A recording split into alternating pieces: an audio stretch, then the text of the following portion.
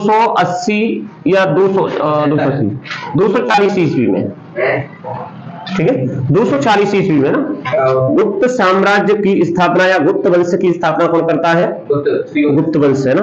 गुप्त वंश की स्थापना कौन करता है? श्रीगुप्त है ना। ये तुमने पढ़ लिया था। महाराजा धीराज की उपाधि धारण की थी है ना। कुषाणों के सामंत थे, सब सुना था तुमने ना, ठीक है। और ये कुषाणों के सामंत थे। सामंत क्या करते थे? महाराजा धीराज की उपाधि धारण करते थे ना, ठीक है। सिक्के चलवाए ना। इसका उत्तराधिकारी कौन? हाँ, घटोत्कच ना, घटोत्कच, ठीक है। इसका असर रहा है 280 है, नहीं 280 है ना। 280 से 319 ईस्वी तक रहा है ना, 19-20 ईस्वी तक रहा है ना, ठीक है। हाँ, इसलिए महाराजा धीराज की उपाधि धारण की थी ना, महाराजा की उपाधि धारण की थी ना। और ये दोनों क्या थे? कुषाणों के सामंत थे ना। सामंत मैंने बताया कि उसके कोई बड़े राजा के, साम्राज्यवादी राजा होता है, बड़े राजा के अधीन कोई कार्य कर रहा है, राज्य चला रहा है, तो वो क्या होता था? अधीनस्थ राज्य होता था। और वो क्या, प्रांतपति होते थे या फिर राज्यपाल कहते थे ना, वो महाराज की उपाधि धारण करते थे ना। तो ये महाराज की उपाधि इन दोनों ने धारण की ना, ठीक है। फिर आया चंद्रगुप्त प्रथम है ना, ठीक है। किससे शादी की इसने? लिच्छवी की राजकुमारी है ना, कुमार देवी से शादी की। और शादी करके इसने क्या करा? अपनी साम्राज्य की नीति बढ़ाई है ना, साम्राज्य बढ़ाया, ठीक है। वैवाहिक संबंध स्थापित करके इसने क्या करा? राज्य बढ़ाया ना, ठीक है। इसने जैसे ही विवाह किया उसी समय क्या कर लिया? सिक्के चलाए थे ना। राजा रानी प्रकार का सिक्का, राज दाम्पत्य प्रकार का सिक्का, चंद्रगुप्त और कुमार देवी प्रकार का सिक्का, एक प्रकार ये सिक्के चलाए, ठीक है। ये सिक्के चलाए। ये सिक्के कैसे थे? सोने के सिक्के थे, ठीक है। सोने के सिक्के चलाए ना, हाँ, सोने के सिक्के चलाए। और एक 319 ईस्वी में ना, 319 ईस्वी सम्मत चलाया ना, गुप्त सम्मत, हाँ, सम्मत चलाया, जो क्या कहलाया? गुप्त सम्मत है, गुप्त सम्मत कहलाया। ये तुमने पढ़ लिया था ना। अब इसके बाद है ना, हेलो, बात नहीं करो, डोंट डिस्कस। दीनार, सोने का सिक्का, स्वर्ण मुद्रा होती थी उस समय ना, ठीक है। दीनार होती थी, रुपयक चांदी की मुद्रा ना। पूछना जाए गुप्त काल में कौन सी मुद्रा होती थी? सोने की मुद्रा दीनार और चांदी की मुद्रा रुपयक। मासक, एक मासक मुद्रा होती थी, वो कौन सी थी? तांबे की, 3 मुद्रा होती थी। मैंने बताया भी होगा ना, नहीं बताया तो देख लेना ना, ठीक है। गुप्त सम्मत चलाया। और बेटा इसने क्या करा? इसका उत्तराधिकारी कौन? उत्तराधिकारी है ना, समुद्रगुप्त ना, हाँ, समुद्रगुप्त ना। लिखाएंगे, पढ़ाएंगे, इसमें सब कुछ कराएंगे ना, ठीक है। इसका जो कार्यकाल था कितने से कितने तक था? 335 से लेकर के 380 तक इसका शासन था, ईस्वी तक है ना, इसका शासन था ना, ठीक है। हाँ, अब ये जो चंद्रगुप्त था ना, इसके समय एक लेख है, प्रयाग प्रशस्ति लेख है ना। इसका कवि था, कवि कौन? इसका कवि है ना, कवि कौन? हरिसेन है ना, हरिसेन है ना, ये कविता है ना। तो पहले क्या करते थे? मैंने कहा कि वो लेख लिखवा देते थे ना, पत्थर की शिलाओं पर, तांबे के पत्थरों पर है ना, मुद्राओं पर लेख लिखवा देते थे ना। तो इसी प्रकार से प्रयाग में चले जा। प्रयाग अब वर्तमान में देखें तो प्रयाग कहाँ है? प्रयाग कहाँ है? वर्तमान में अरबे जा रहे, दिमाग खराब तो हाँ यार, सभी दिमाग खराब, ठीक है। तो प्रयाग प्रशस्ति, प्रयाग भोपाल कहाँ से आ गया? यूपी में, यूपी में ना, प्रयागराज है ना, कहाँ है? इलाहाबाद के पास है ना, तो यूपी में प्रयागराज। तो वहां पर क्या है? प्रयाग प्रशस्ति लेख है ना। किसने लिखवाया इसका? प्रयाग प्रशस्ति लेख लिखवाया ना। प्रयाग प्रशस्ति लेख कहाँ? इलाहाबाद में। पहले इसने लिखवाया कौशाम्बी में था, लेकिन उसको क्या, उसको वहां से उठा करके कहां पर पहुंचा दिया? उसको इलाहाबाद, प्रयाग में पहुंचा दिया ना। इलाहाबाद के किले में प्राण स्थापित करवाया किसने? अकबर ने ना, ठीक है। हाँ, तो प्रयाग प्रशस्ति लेख किसने लिखवाया? प्रयाग प्रशस्ति है ना लेख। तो प्रयाग प्रशस्ति लेख से हमें पता चलता है कि बातें कर लो तो फिर मक्खी के, कौन मक्खी? ये मक्खी चलो इधर आ जाओ। चलो सपोज प्रयाग प्रशस्ति लेख से हमें ज्ञात होता है कि चंद्रगुप्त प्रथम था, उसने एक सभा बुलाई और सभा बुला करके इस समुद्रगुप्त को अपना क्या बना दिया, उत्तराधिकारी बना दिया, उसे राज्य की पदवी दे दिया कि भाई राजा ना, गद्दी दे दी उसको ना, तो राज्याभिषेक करवाया। ये किसमें लिखा है? प्रयाग प्रशस्ति लेख में ना, किसको? चंद्रगुप्त के बारे में ना। और ये प्रयाग प्रशस्त किसने लिखा? हरिसेन ने लिखा। हरिसेन किसका कवि था? समुद्रगुप्त का कवि था, इसने लिखवाया। संस्कृत भाषा में लिखा है, चंपू शैली में लिखा है, ठीक है। और इस लेख से हमें पता चलता है कि चंद्रगुप्त ने एक सभा बुलाई और सभा बुला करके पूरा राज दरबार में पूरे उत्तराधिकारी किसको बनाया? समुद्रगुप्त को बनाया ना, ठीक है। और प्रयाग प्रशस्ति से हमें यही पता चलता है इसने जितने भी विजय किए हैं ना, विजय प्राप्त किए है ना, मतलब जगह जीती है ना, स्थान जीते हैं, क्षेत्र जीते है ना, विजय। तो किसकी विजय के बारे में? समुद्रगुप्त की विजय के बारे में इसमें लिखा है प्रयाग प्रशस्ति लेख में, ठीक है। प्रयाग प्रशस्ति लेख में विजय लिखा है। तो इसने कितने, इसके शरीर पर देखे जब कितने 100 घाव थे, इसके शरीर पर देखे तो कितने 100 घाव थे। और ऐसा माना जाता है कि इसने जो 100 घाव थे तलवार के ना, तो इसने 100 युद्ध किए ना, 100 युद्धों में इसने जीत प्राप्त की। और इसीलिए हर तलवार, हर युद्ध में एक घाव बना है ना, तो 100 युद्ध जीते, 100 युद्ध में इसके 100 घाव हो गए शरीर पर, ठीक है। और ऐसा बताते हैं कि इस समय जब ये विश्व क्या विजेता था, उस समय ऐसा बताते हैं कि भाई इसको मतलब ये कभी किसी कोई युद्ध हारा ही नहीं ना, पराजित ही नहीं हुआ है ना, ठीक है। ये जितने भी युद्ध क्या करे वो सभी युद्धों को ये जीता है ना, ठीक है। हाँ, तो इसका उल्लेख किसमें दिया है? प्रयाग प्रशस्ति लेख में, समझ, प्रयाग प्रशस्ति लेख में दिया गया है ना, ठीक है। इसके बाद अगर ऐसा बताते हैं कि इसकी एक उपाधि थी है ना, कौन सी थी? उपाधियों के बारे में थोड़ा पढ़ेंगे, इस पर क्या क्या उपाधियां थी ना। इसकी एक उपाधि थी पृथ्वी धरण ना, धरणबद्ध है ना, इसका मतलब अपन ये कह सकते हैं धरणबद्ध ना, धरणबद्ध, धरण माने पृथ्वी, हाँ, धरण मतलब पृथ्वी ना। तो ऐसा बताते हैं इसका उद्देश्य क्या था? समस्त पृथ्वी को जीतना है ना, समझ में आ रहा है? इसका उद्देश्य था कि समस्त पृथ्वी को जीता जाए ना, समस्त पृथ्वी को, धरणबद्ध है ना, धरणबद्ध का मतलब होता है समस्त पृथ्वी को, संपूर्ण पृथ्वी को जीतना ना, संपूर्ण पृथ्वी को जीतना, ठीक है। संपूर्ण पृथ्वी को जीतना, बताओ संपूर्ण पृथ्वी को जीतना इसका उद्देश्य था। तो इसने कितने 100 युद्ध किए ना, 100 युद्ध भी जीते ना, जितने भी युद्ध किए 100 के बाद जितने भी किए उसने एक में भी पराजित नहीं हुआ, जीते ना। तो इसीलिए इसका उद्देश्य क्या था? धरणीबद्ध था, संपूर्ण पृथ्वी को जीतना ना, ठीक है। इसका उल्लेख उसमें किसमें? प्रयाग प्रशस्ति लेख में किसके नाम से किया गया? पृथिव्याम, धरणबद्ध पृथिव्याम प्रतिरक्ष है ना, क्या? धरणीबद्ध पृथिव्याम है ना, पृथिव्याम है ना, पृथिव्याम, ठीक है। धरणबद्ध पृथिव्याम, धरणबद्ध पृथिव्याम प्रतिरक्ष, प्रतिरक्ष है ना, ठीक है। इसका ये उद्देश्य था ना।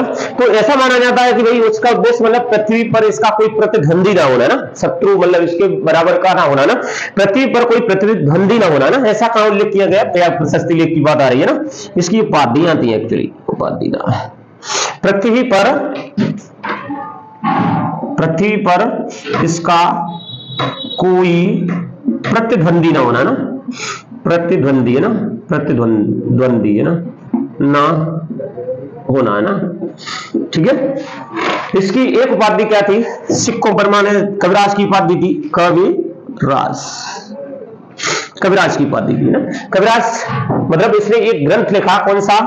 कृष्ण चरित्रम। कविराज ने नहीं, समुद्रगुप्त की जो उपाधियां थी ना, इसके आगे नाम लगा देते ना, कविराज उपाधि थी ना। तो इसने क्या लिखा? नाम, एक ग्रंथ लिखा, क्या? कृष्ण ग्रंथ है ना। क्या सुन रहा है? Present mode, absent mind, Krishna चरित्र, तभी तो कह रहा हूं बात मत करो ना। कृष्ण चरित्र, चलो कृष्ण चरित्र ना, ये ग्रंथ था ना। ये ग्रंथ किसने लिखा? समुद्रगुप्त ने, समुद्रगुप्त ने लिखा, इसीलिए इसको कविराज की उपाधि मिली, ठीक है। इसकी ये एक सिक्का है इसका, या मुद्रा कहें तो मुद्रा है इसकी, बाद में पढ़ेंगे मुद्रा को ना। मुद्रा है वीणा वादनी, वीणा वादनी प्रकार की, ठीक है, इसकी मुद्रा है ना। तो मुद्रा पर ये क्या, वीणा बजाते हुए उस पर छपा है ना। तो ऐसा बताते हैं कि जो समुद्रगुप्त था, क्या था? वीणा बजाता था, है ना, सबसे बड़ा मपुर कह सकते हैं, वीणा वादक था और संगीत प्रेमी था ना। तो इसीलिए इसको कविराज की उपाधि दी है, इसीलिए इसको क्या उपाधि दी है? कविराज की, है ना। इतिहास में कुछ सुना है, कविराज किसको बोलते हैं? बोल देंगे समुद्रगुप्त को, ठीक है। धरणबद्ध किसको बोलते हैं? बोल देंगे समुद्रगुप्त को। इसके अलावा ना, इसके अलावा अगर देखें तो इसको लिच्छवी दोहित्र क्या बोलते हैं? लिच्छवी, लिच्छवी है ना, दुहित्र, दुहित्र माने नाती। तो लिच्छवी क्या एक राज्य था, वहां की राजकुमारी कौन थी? कुमार देवी, जिससे शादी किसने की? चंद्रगुप्त प्रथम ने ना। तो प्रथम ने शादी की और इसका पुत्र है, तो इसकी का मामा हुए वो है ना, मामा हुए, तो मामा हुए ना। तो इसको क्या, अब ये लिच्छवी की रानी से उत्पन्न था, तो इसीलिए इसको लिच्छवी दोहित्र बोलते थे। आगे समझ में, ननिहाल था इसका मतलब, कहने का मतलब ये है ननिहाल था ना, तो इसीलिए इसको क्या बोलते थे? लिच्छवी दोहित्र बोलते थे ना। हाँ, इसके अलावा इसको परम भट्टारक भी बोलते थे ना, परम भट्टारक। ठीक है, ये इसकी उपाधियां होगी ना। अब कितनी उपाधियां होगी? एक धरणी बद्ध प्रतिव्यम प्रतिरक्ष कविराज लिच्छवी दोहित्र परम भट्टारक, ये इसकी क्या थी? उपाधियां थी है ना। आगे समझ में, जिसके उपनाम थे ना, कोई बोले तो बोले दो लक्ष्मी दोहित्र किसको बोलते थे, तो फिर बता देंगे। क्वेश्चन में आता है, बहुत ज्यादा आता है ना। तुम्हारा छोटा पेपर है, लेकिन अगर कोई बड़े पेपर की बात करें, जैसे कोई यूपीएससी की तैयारी कर रहा है, कोई एमपीपीएससी की तैयारी कर रहा है, कोई राज्य सिट की तैयारी कर रहा है ना, सिविल की तैयारी कर रहा है, उन पेपरों में आता है। और अपने में भी ऐसे क्वेश्चन आ सकता है, लिच्छवी दोहित्र किसको बोलते हैं, डायरेक्ट क्वेश्चन आ सकता है ना। ठीक है, तुम्हारी किताब में भी दिया है शायद लिच्छवी दोहित्र है ना, नहीं दिया? ठीक है, तो हाँ चलो आगे आगे देखो। तो ऐसा बताते हैं कि भाई ये इसकी जो तुलना है ना कुबेर से की गई है। तो कुबेर कैसा? कुबेर मतलब क्या होता है? धनी होता है ना, उसमें बहुत भंडारण होता है ना। तो इसकी तुलना कैसे की गई है? जैसे प्रयाग प्रशस्ति लेख में देखें तो इसकी तुलना कैसे? कुबेर के समान धनी था। कैसे? कुबेर के समान धनी था, कुबेर के समान धनी, कुबेर के समान धनी। ठीक है, कुबेर के समान धनी था। इसी प्रकार अपन देखें तो वरुण के समान ये दानी है ना, ये दानी था, बहुत ज्यादा दान करता था ना कुबेर। वरुण के समान दानी, समझ में आ रहा है? दानी था है ना, कई लाख गायों को इसने दान किया था ना। हाँ समझ में आ रहा है? पहले क्या गाय को बहुत ज्यादा क्या संपत्ति मानते थे ना, तो कई लाख गायों को दान दिया ना। इंद्र के समान वीर, इसको बोलते हैं इंद्र के समान वीर है ना। युद्ध में लड़ता है ना, युद्ध का देवता कौन था वेदों में? कौन था? अगर इंद्र था कि नहीं था ना, तो इंद्र के समान ऐसे वीर बोलते थे ना, इंद्र के समान वीर है ना, क्योंकि इसने कितने युद्ध से ज्यादा जीते थे, इंद्र के समान वीर है ना, इंद्र के समान वीर बोलते थे ना। और इसको कई लाख, हाँ यम के समान दंड करता, ये बोल सकते हैं ना, यम के समान, यम है ना, यम के समान दंड करता बोलते थे इसको ना। ठीक है, इसकी बात दी है ना। इसके अलावा इसको कई लाख गायों का दानी, ठीक है, कई लाख गायों का दानी है ना। आगे समझ में इसके अलावा इसको क्या बोलते थे? ये भी बोलते थे ना। ठीक है, कुबेर के समान धनी, वरुण के समान दानी, इंद्र के समान वीर और यम के समान दंड करता है ना, दंड देने वाला है ना। ठीक है, और कई गायों का दानी है ना, दान करता है इसको बोलते हैं। इसकी उपाधि हुई। अब इसकी विजय कहां पर इसने विजय प्राप्त की और कौन सी नीति अपनाई, उसके बारे में अपन क्या करते हैं देख लीजिए ना। ठीक है, इतना समझ में आ गया। इसको लिखना चाहोगे? ठीक है, धरणीबद्ध, धरणीबद्ध का मतलब होता है पृथ्वी पर संपूर्ण पृथ्वी को जीतना है ना, इसकी बात दी थी ना। और इसके अलावा ये भी बात दी थी ना, लिच्छवी दोहित्र होगी, परम भट्टारक होगी, सर्वोच्च राज्य छेदा हो गया ना। इसका मतलब होता है पृथ्वी पर क्या, पृथ्वी पर निवास करने वाला देवता है ना। और इसके ऐसा माना जाता है कि इसने लक्ष्मी और सरस्वती को, लक्ष्मी और सरस्वती का विरोध सदा के लिए समाप्त कर दिया, क्योंकि ये इतना उदार था, बहुत ज्यादा उदार था ना, कि लाखों की गाय उसने क्या कर दी, दान में दे दी थी ना। तो इसकी उदारता के कारण क्या हुआ, लक्ष्मी और सरस्वती का विरोध हमेशा के लिए समाप्त हो जाता है ना, ऐसा कहा जाता है ना। ठीक है, अगर इसकी विजय के बारे में बात करते हैं तो इसने विजय 100 युद्ध पहले बता चुका हूं मैंने, 100 युद्ध किए थे, 100 घाव थे इसके शरीर पर है ना। तो इसकी विजय के बारे में देखें तो विजय में ये इतिहासकार ये है ना, बर्टन स्थान है ना, ये बर्टन स्थान इतिहासकार ये कहते हैं कि भाई इसने दक्षिण में विजय प्राप्त की। ठीक है, दक्षिण में विजय प्राप्त की। तो इसकी जो यानी कि ब्राड सैन्य अभियान थे ना, सैन्य अभियानों की तुलना इसने क्या किया, दक्षिण भारत में जो मवेशी योद्धा होते थे ना, मवेशी मतलब गायों को चराने वाले, पशु पक्षियों को चराने वाले, पशुओं को चराने वाले जो योद्धा होते थे ना, योद्धाओं से इसकी तुलना की है। ठीक है, ऐसा बताते हैं कि इसने दक्षिण भारत के कितने 12 राजाओं को ना, 12 प्रांतों को जीता। और उत्तर भारत मतलब आर्यावर्त के इसने 9 राज्यों को भी जीत किया है ना। ठीक है, ठीक है, समझ में आ रहा है? हेलो। तो ये समुद्रगुप्त ने क्या करा, आर्यावर्त के 9 शासकों को हराया, 9 प्रांतों को जीता, विजित किया। इसके अलावा दक्षिणापंथ की देखें तो 12 राज्यों को इसने पराजित किया ना। और जब इसने ये राज्य पराजित किए तो अलग अलग जगह अलग अलग युद्ध नीति चलाई ना, राजनीति चलाई है ना। तो इस नीति में अगर पुरखे उत्तर भारत को जीता तो इसने प्रश्नोत्तरकरण की नीति अपनाई, जिसमें क्या करते थे, शासन को क्या करते थे, उनके राज्यों को उखाड़ फेंकते थे और उखाड़ फेंकते थे, खुद का राज्य स्थापित कर देते थे, मतलब उसमें अपने राज्य में उसको विलय कर देते थे। ठीक है, अपने राज्य में विलय कर देते। इसने क्या करा, बालात उन्मूलन किया। ठीक है, बालात उन्मूलन किया। ठीक है, इसके अलावा अगर 12 प्रांतों को देखें तो 12 प्रांतों को इसने हराया, जिसमें 12 प्रांतों में जिसमें अंतिम शासक देखें तो अंतिम शासक कौन था, पल्लव शासक विष्णुगुप्त था, जिसको इसने हराया। ठीक है, 12 राज्य पराजित किए। 12 राज्यों में जो अंतिम राज्य कौन सा था, पल्लव शासक विष्णुगुप्त को हराया ना। ठीक है, इसके अलावा इसने जब ये 12 राज्य हराए तो 12 राज्यों में इसकी नीति कौन सी थी, ग्रहण मोक्षानुग्रह की नीति है ना। ग्रहण मोक्षानुग्रह की नीति क्या होती है, ग्रहण मोक्षानुग्रह की नीति ये बता दें।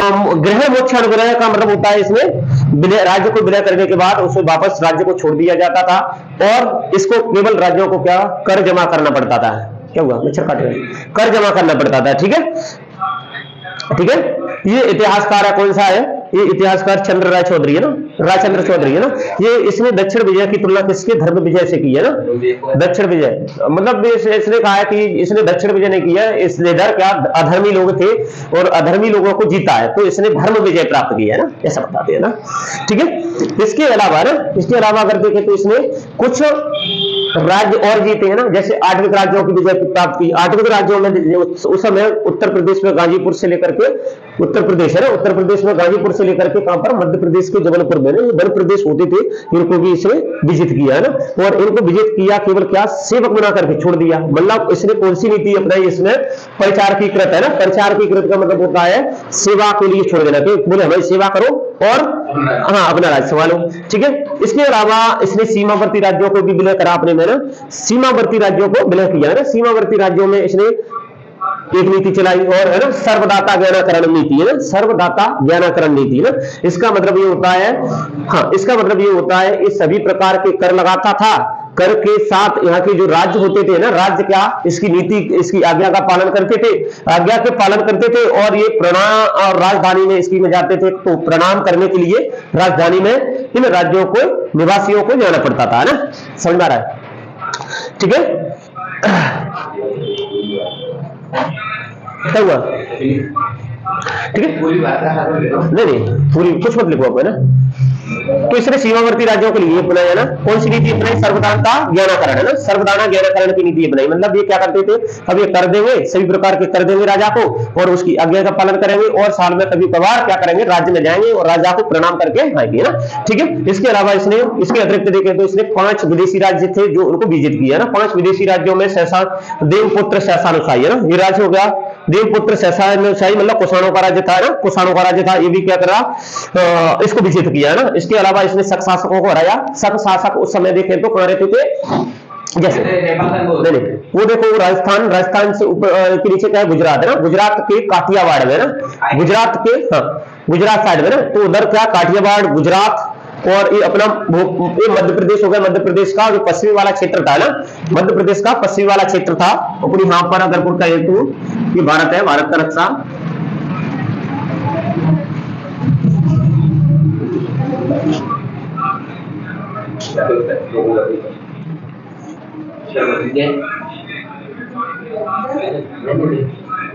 ठीक है, ऐसा भारत का नक्शा है ना। तो ऐसे जगह था गुजरात, गुजरात है ना, काठियावाड़ स्टेशन में रखेंगे, काठियावाड़ गुजरात है ना, और मालवा। हाँ यार उसका क्या करें।